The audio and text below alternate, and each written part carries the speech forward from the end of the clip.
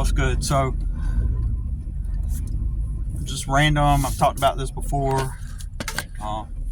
So, when I go to become employed somewhere, working for somebody else, it's different than other people. Okay.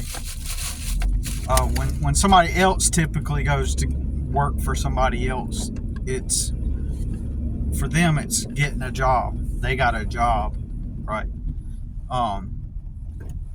And so that job is going to function as, in their heads, and for most people, it's going to, quote unquote, provide them a living, right? So they choose some kind of business establishment, like a warehouse, a factory, a construction company, a plumbing company, a landscaping company, a restaurant, a coffee shop, a retail store, an office supply store, you name it, a fast food place. They got a traffic jam. Okay, got some road constructions going on. They're going to get a job, so that means it's supposed to pay for their home, their bills, their car payments, car repairs, and provides them some money for leisure and entertainment after they do their task that their authority tells them to do, and that's what they are there for. Okay. And so they go apply, as we call it, apply for the job, and all that is a fiction. The whole thing I just spoke of, the whole, process that I described, the whole phenomenon, the blueprint, the layout that I just described is a fiction. It's not living in reality.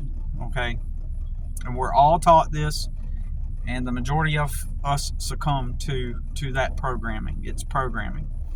It's behavioral influence and persuasion, and this is just to make you a battery for the system, right? And who are they in the system, right? As they say, like as if some higher authorities running everything, and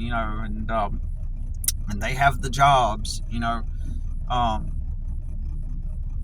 and while some element of that is real and true, most all jobs are just some man's business. So somebody just like yourself. The only difference is you bought into the programming, were tricked into the programming, and they weren't. Okay, and so they started a business, and some of those businesses have existed before you were born, and regardless, that was still just some man who started a business. The local telephone company / cable company / internet provider in my city, they are merely and only a small family-owned business.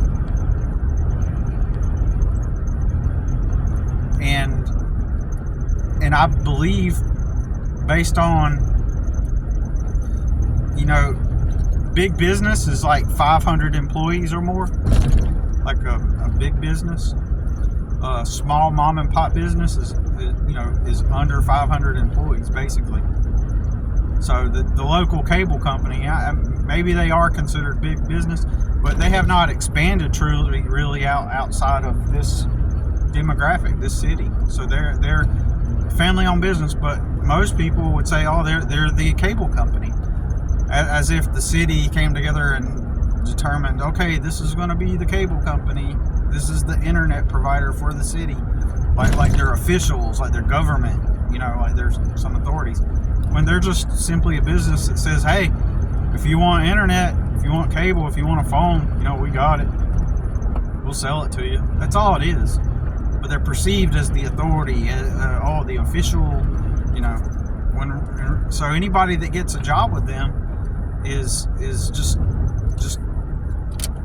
decided to themselves, oh, you know, instead of working for myself and being free, you know, I'm going to choose to help them achieve their vision and help them operate their company. So that's what I'm going to do with my life, you know. And then these few moments that I actually get free time, I'm going to spend it on leisure, distraction, entertainment, consumption, things that are meant and designed to take you away from that reality mentally. That's what I'm going to do with my life. So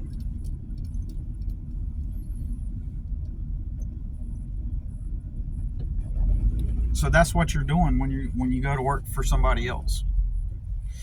And so others, when they go to work for somebody else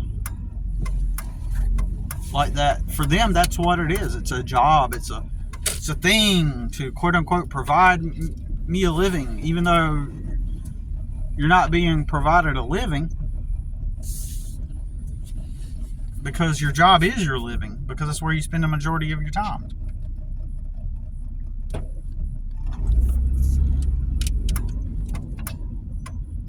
Right? Because that's where you spend the majority of your time. That is your life. And then you get these little increments of time where you get to spend time, like you do all that work so that you can have your box and have your family. And that's where it's kind of like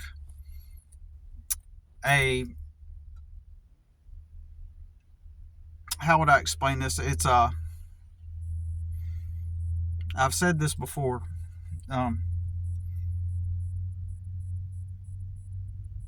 Family is being pushed on people, especially by the conservative side. The act of having a family, it's so that you could, the ideal, and they call it the American dream. The family, the house, you know, there's the official label. I was reading an article today by the Heritage Foundation, highly conservative, you know, effort, where they're talking about all the plans on how to get the family back, and work provides fulfillment.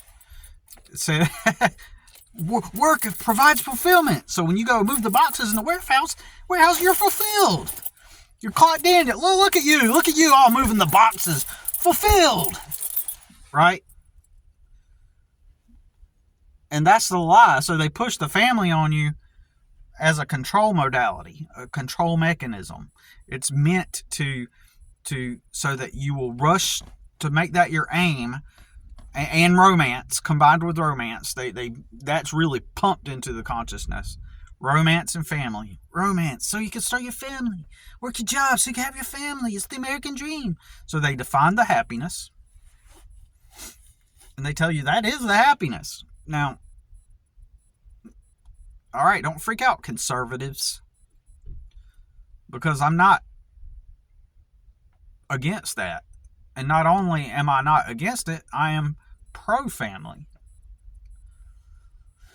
So this is an example of them using something that is the most fundamental thing that can bring and does bring the most fulfillment to most men and women. They bring that and they leverage it as a tool to keep you enslaved. That's why they push it. They push it and they say, well, and here's the job, here's the dream, here's the happy. Just follow these steps, get the job. But they don't teach you how reality works. They need to, it's like they rush you through. Oh, well, Billy, you go to school for 12 years and then 4 years in college. They're not pushing you. They're not rushing you. Look at all that time. No, all those systems are meant to distract you from freedom, from building a business, from building a life where you are free. And I've mentioned before, there are people just naturally, like, not everybody's going to want to start a business. But the majority of the people who don't want to start a business is because they've been indoctrinated and misinformed and misled on how reality works. It's the only reason why that they don't want to start a business, because they don't have formal training on what that means. In their heads, there's this template that's been etched into their minds that there's the, you go work for a job at a company, and these companies are these authorities that just kind of exist, and they're just there. They're just fixtures in the reality. And the school is your first authority, and then there's the corporations and the businesses, and those are the other authorities. And some distant story, some far away back history, and some far away back history, there's some man that started it a long time ago. He did some strange maneuver, or he had a lot of money. He was rich. He come from a rich family, and he established but that's just an afterthought. That's just like a minuscule, little teeny thought in the back of the person's mind that deflects. It causes them to not think about, just to be distracted, so that they're just like, okay, this is the company, it's the authority. So the school is your authority, and then there's the corporations and the businesses, they're the authorities. And this is the template, how people perceive, reality. And then there's these people, these fringe people who get lucky and on the side, and they start businesses. They're the businesses. It's like a third category. It's like these entrepreneur, the business people, they get lucky, they figure out a hack, and they figured out some kind of angle to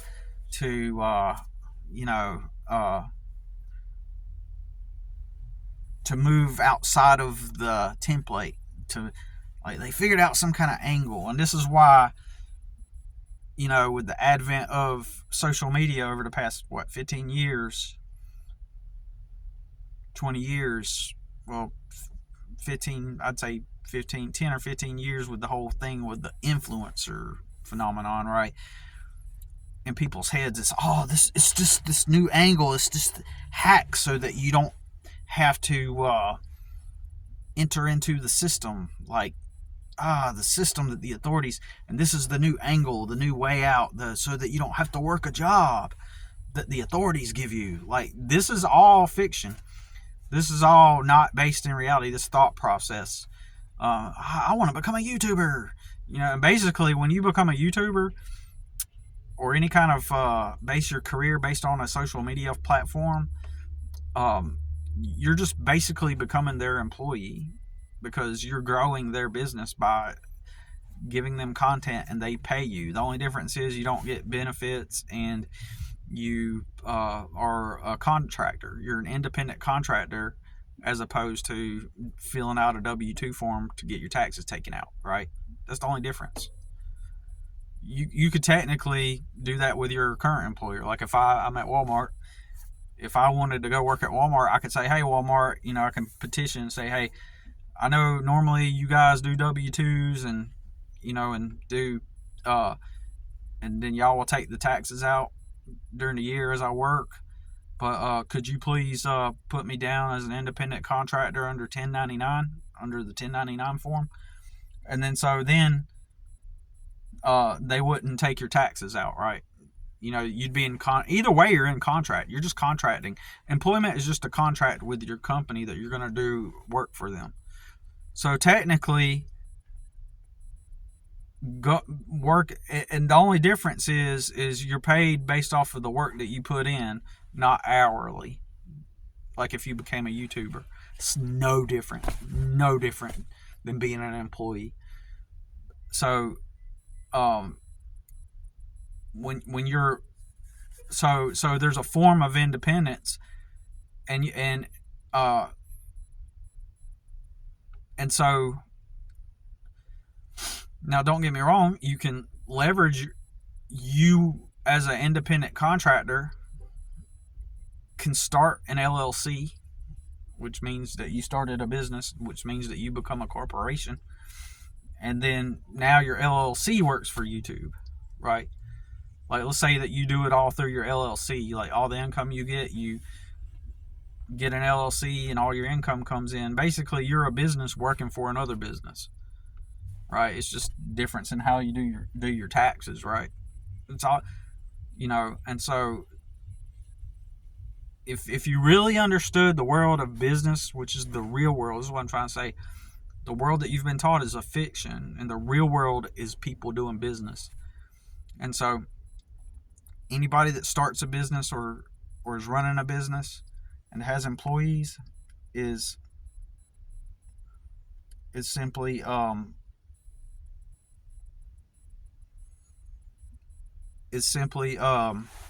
of got distracted for a moment there. This girl pulled up right beside me in this parking space, and I guess she's seen somebody in the parking space behind me pull out, so she decided to back into that parking space instead of staying right where she was at. But anyways, because when she leaves, she wants to be able to just get in her car and pull straight out.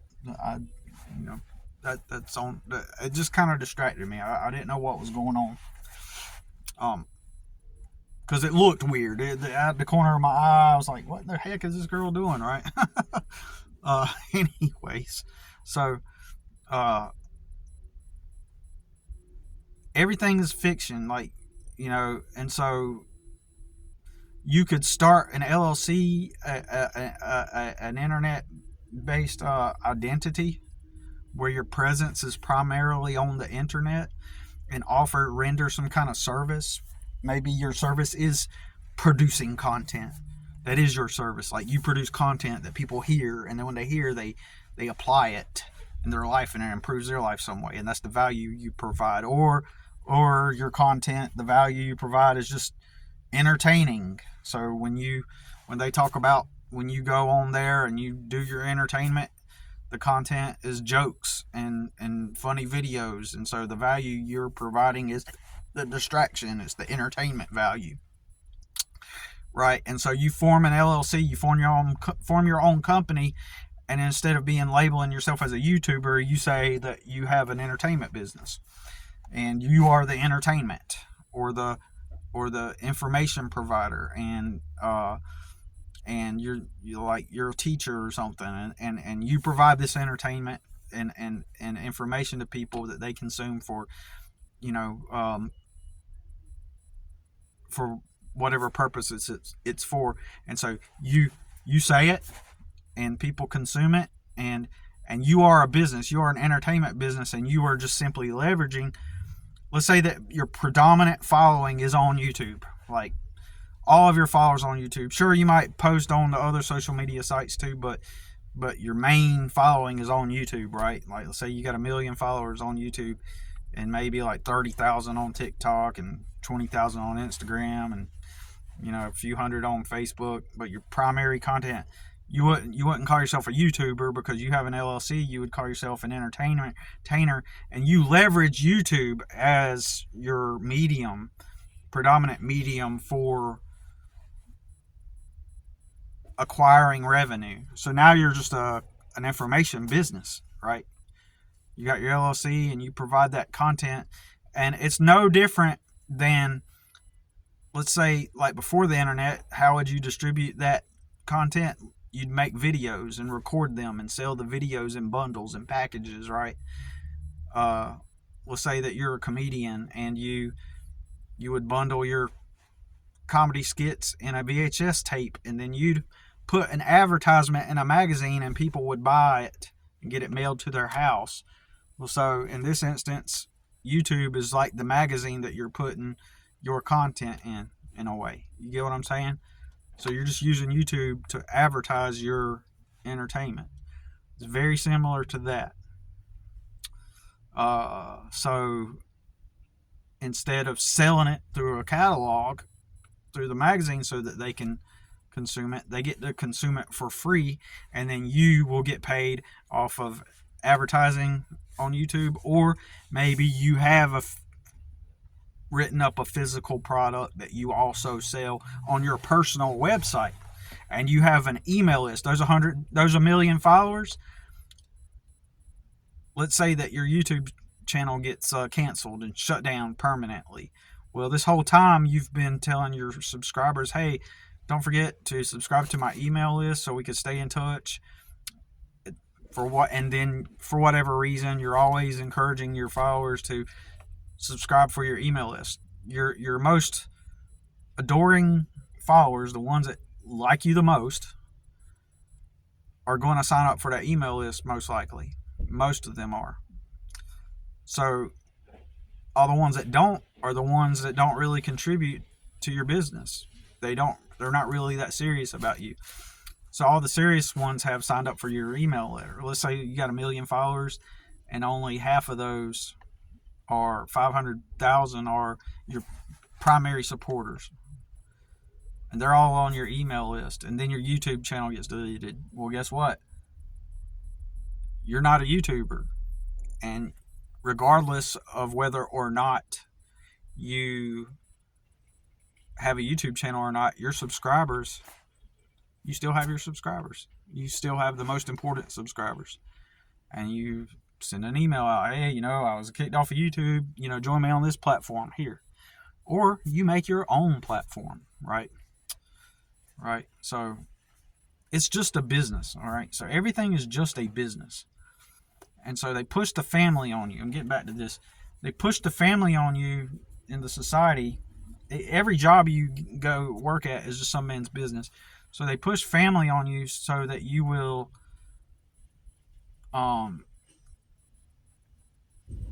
so that you won't think of the things that I'm telling you now. So that you won't you won't even consider the idea of starting a business because the programming says businesses are too risky. They'll take all the taxes from you. Oh, they're hard to do. You're just going to be working all the time. As I always say, if you're doing what you really want, you want to be working all the time. I know business people, more than one, when they go on vacation with their family, they're bored out of their mind. Because why? Because vacation is what they are not into. They're not into vacation. They don't care about, what restaurant to try. I want to see that place. I've never been to the Florida Keys or the Bahamas. I got to see that. Because your passion becomes it's what you want to do daily. You have a growth mindset. You don't have a distracted consumer mindset. So you don't care about consuming. You don't care. Like, if you end up going to the Keys or whatever, are there things you can enjoy? Might you enjoy that cool restaurant and that good food? Yeah, I'm not just going to say you're not. In that moment, you have a healthy conscience, and so you can say to yourself, yeah, this is pretty good. I'm glad I enjoyed it, But it's secondary to your main effort in life, your main drive, the thing that drives you the most, right? And if everybody did do this, everybody would be free. So they want to push you into this system that makes you the employee. So when I'm an employee, everybody else, they're there to have a job and so that they can consume, so they can pay for their house at night and consume. They're unaware. Like, if your job was to just work a few hours a day, and then literally a few hours a day, like 3 or 4 hours a day, and then you spend the rest of your day at home and engaged in your hobbies and all that stuff, then the phrase work your job so you can live your life would make sense. However, most people work full time, or if you're like me, you've always had to work full time plus part-time jobs plus side gigs. Then you have no life. That whole idea of, work your job so you can live your life, so stupid. It's unreal. It's a fiction. It's not. It's theater, and they need you to be striving for this quote-unquote American dream, so that you'll build it up real quick after school. 12 years plus 4 years college, if you went to college, seems like a long time, and it is a long time. But that's just to indoctrinate you, and then as soon as you're done, to push you towards the American dream. Get the mortgage, get the kids, get the job, and go on the vacations. Go to the restaurants. Ooh, that new coffee shop's opening up. Ooh. What vacation can we plan for this year? What new thing can I get? What new distraction can I engage in? What new movies are coming out? What can I watch? What can I consume? They're not teaching you to self-actualize, identify who you are, and become that. And then, as a man, because I'm a man and I'm coming from a man's perspective, I can't speak for women, so I'm going to speak for men. Self-actualize, identify who you really are, then figure out what you really like, and how to be free. What can you do to be free? And as I mentioned before, the work is the freedom. You'll spend most of your time, you'll be wanting to do the thing that you do for a living. Right? That even that phrase, it's a spell. It's a magic spell. You do this thing for a living. You do these grueling tasks that you hate for a living, so that you could have a living later. That means you're dead. While you are at work, under that framework, while you are at work, you are dead, because you do all those things to make a living. See, even the spell cast spells is in the words, so that you can make a living. I am making a living. So you're always mentally spellbound because you are making a living. But the living isn't there because you're making it. It's not alive yet. The question is, are you living? And are you doing what you want? Are you free? Can you wake up when you want, do what you want? Can you make appointments for your kids' doctor's appointments when you want? If an emergency comes up, are you going to be reprimanded if something comes up and you have to go pick up your kid at school? That's why you become whole yourself first. Build up your money at a young age. Most of us aren't taught all this.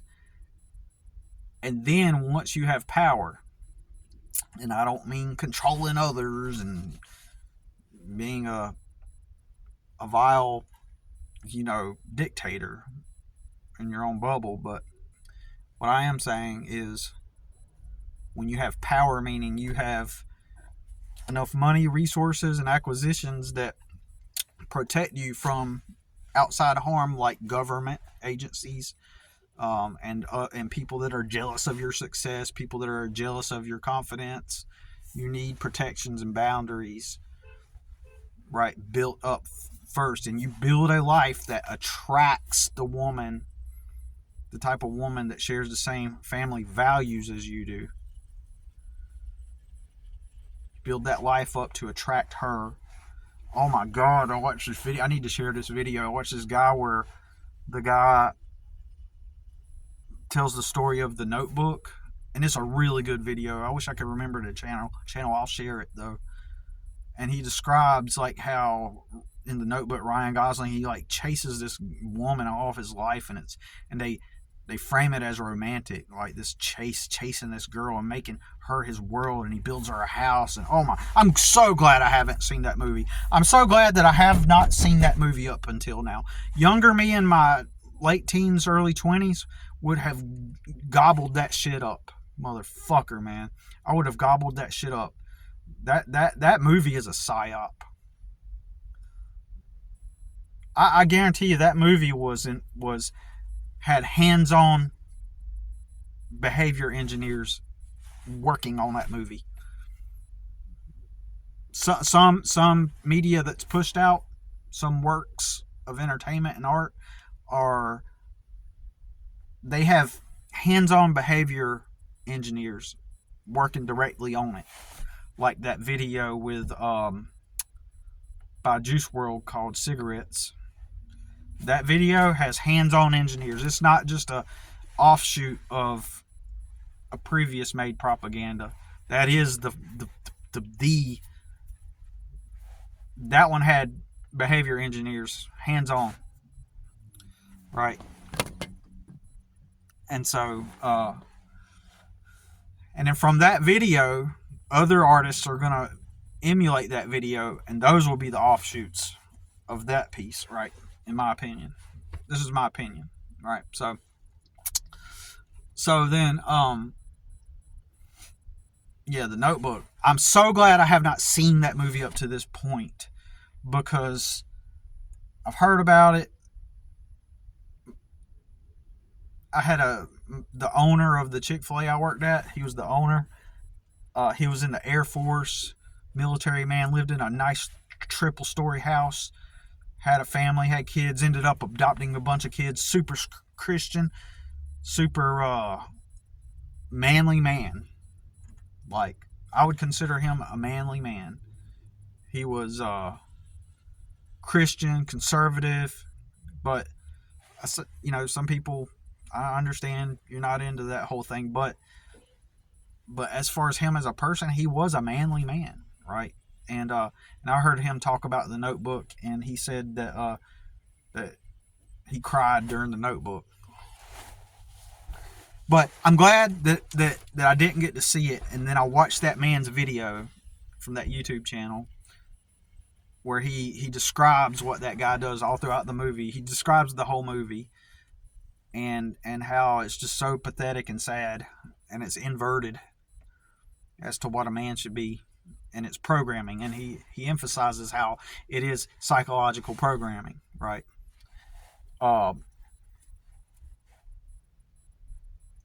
And that is what it is. And now I want to see the movie, because that guy described it. Now I have the filter of how he described it. And I would have seen it through that filter already if I seen it without watching his video. But his filter, reframing it into what it really is, a propaganda film, or a behavior engineering work, like King of Queens and Everybody Loves Raymond and Friends, behavior engineering programs, right? Behavior influencing programs, cognitive conditioning program. I could go on and on with different ways to word it, but I'm glad I seen his overview of it. And so now, if you see, propaganda still works, even if you are aware of how it works, right? Even if you are aware of it, but if you can watch that video first, or have a filter, a conscious aware filter, it will definitely help you not be influenced by it. I know it sounds like I'm contradicting myself, but you can, I said you can still be affected by it, right? Is what I'm trying to say. You can still be affected by it, even if you're aware of it. But by having filters to see reality through, that are based on reality and not the programming, you can watch it and it not affect you, right? So I'm glad I saw that. But anyways, you build your own domain, your own bubble. Now, privileged people, they end up they still go through the programming, but they already have a safety net. They have a whole community surrounding them from the onset, from the very beginning of their career. I know tons of people that just grew up very privileged, so they don't have to question these things. So them following the work script, getting out there, get a job, whatever,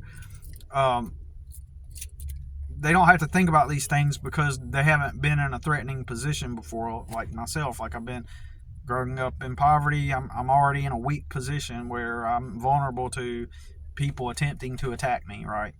So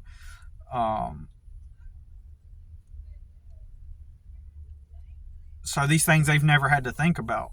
So they just, or they go out and they just start businesses, and it's the same thing. They don't have anybody in their life trying to ruin their life. They're not in a vulnerable position, so they go out and they'll start a business, and then they become the next generation of the authorities that give everybody the jobs to all the people that are unaware of reality. And so they're free. They live in a freedom bubble, right?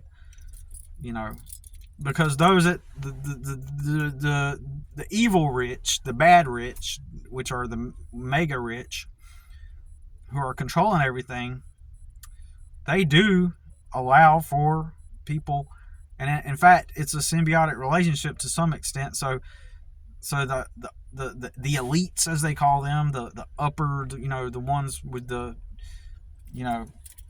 billions of dollars, that control everything, and the people that just have infinite money, right? By not becoming full-on dictators and allowing some guy from a small city to start a chain of coffee shops, like it's not going to be a burden on them, right? In fact, that him starting a chain of coffee shops selling sugary coffee drinks and pastries is going to contribute to the consumerism, right? So they benefit from letting the smaller people below them, start businesses, because it contributes to consumerist society. But anyways, the average person, when they go get a job, in their minds it's so I can live my life, so I can work, so I can build, and I can live my life, right? So I can make a living, and then it kind of works for them because they already have all the connections and the stability to start from, the launch pad, and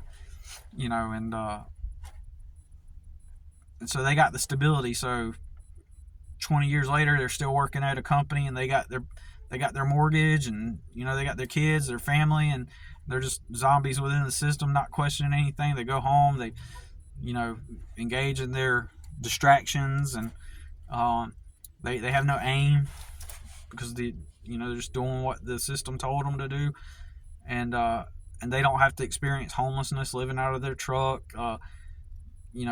people attacking them, necessarily, even though it does happen. I mean, I'm just saying, like, from the degree of poverty where you don't have any means to enforce boundaries, you don't have means to protect yourself from government agencies like they would, right? And so when I go work at a job like that, working for other people as a poor person who's never had anything, I'm not going there to make a living, because that job isn't going to make me a living. That job has me dead within its grasp and its system, and I'm not getting anywhere. It's not providing me a place to go to at night. The types of jobs working for other people I can get, the ones that would hire me, are not going to pay me a quantity that's going to allow me to, like, rent a room somewhere, or to get out of a bad financial situation like the one I'm in, right? They're not going to do that. So I go in there and I'm not like talking about, boasting about the new, four-wheelers I bought over the weekend, bought on credit, so I can make the monthly minimum payments. I'm not, your vacation's coming up, Billy. You gonna go anywhere, or, Oh yeah, sure. All my $10 an hour. Oh yeah, man. I got me a trip down. Shoot, I'm going to Europe this vacation. What the fuck? Privileged people, they're so oblivious. They will literally, you be making $10 an hour at a warehouse, or $13.50 an hour at a warehouse, and then your manager's supervisor will be like, "Got any plans for your big vacation coming up? You got any plans for your big vacation? You gonna go to Europe? You gonna visit Japan? Gonna go to Hawaii? What you gonna do? You gonna Cozumel?" I mean, fuck. I mean, these they're ignorant to reality.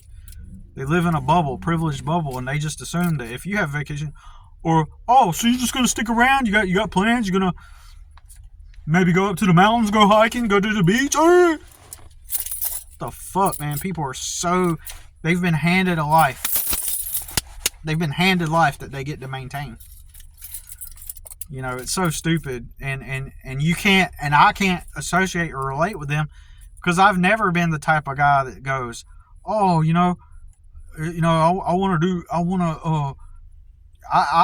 do this and do that and engage and consume, engage in the mainstream culture and consume, right? I've never been like that. I've always been like, I want to find something that I like to do and I want to be free. And that's what we should all be striving for. But it will make you socially isolated, especially if you're a poor person.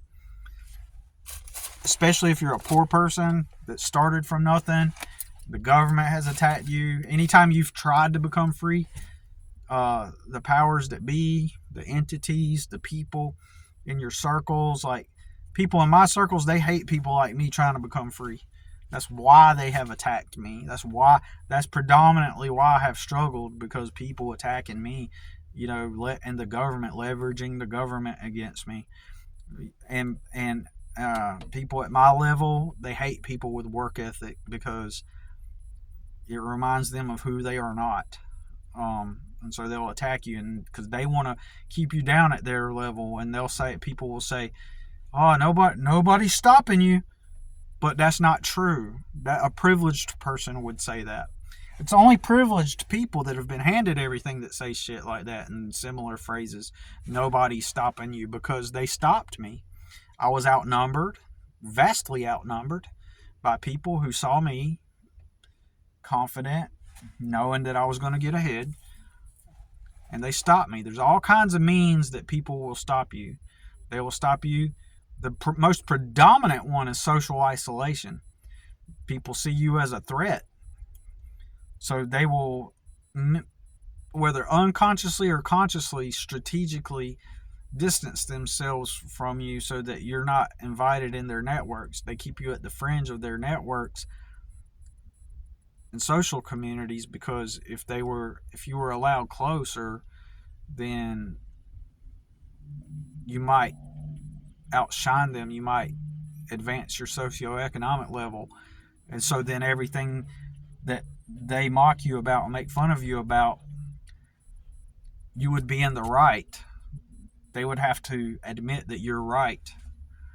So if they keep you down by socially isolating you, then they can confirm that they're the right ones. They're in the right. These are people that don't have ambitions, don't have work ethic, don't have goals, don't want to become free. And they will stop you. They will not support you. You won't have support. I don't have support. I don't have support from people. And so when I'm working for somebody else, it's just moving some boxes and then having to get part-time jobs so that I can afford to come back to the same place to move some boxes and to help that man become free and rich. I'm going to become free. You should become free. That's all I got to say about it for now.